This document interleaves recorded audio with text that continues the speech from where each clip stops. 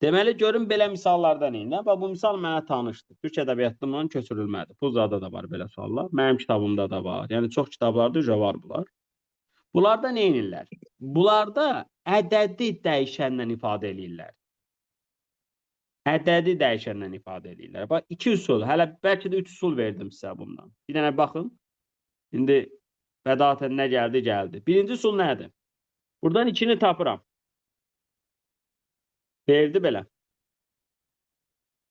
Gətirirəm 12-ni yazıram 6 vur 2. 6 vur 2. Və 2-nin yerinə bunu yazıram.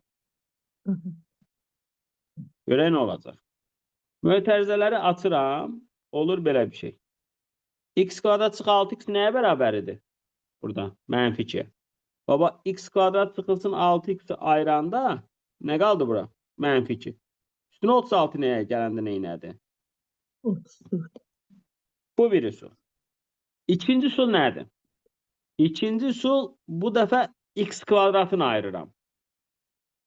Onda x kvadratı nəyə bərabər olur? 6x minus nə? 2.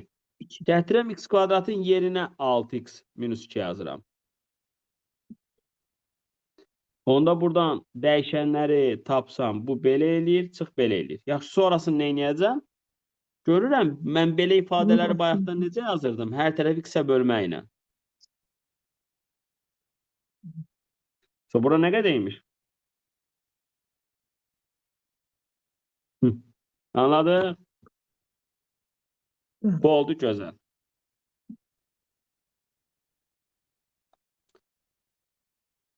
Aydındır? Yəni, səsi kesid anlamadınız deyin. Birinci üsul da əladır, ikinci üsul da əladır. Məşq eləyərsiniz, yəni yazarsınız.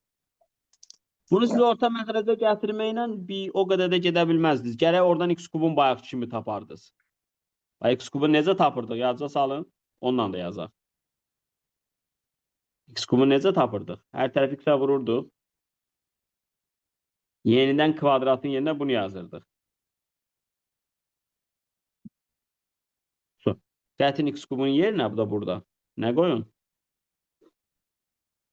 34x, çıx 12-ni. Cavab qaldı 34. Bu da oldu üçüncüsü. Bəs edər? Bəli,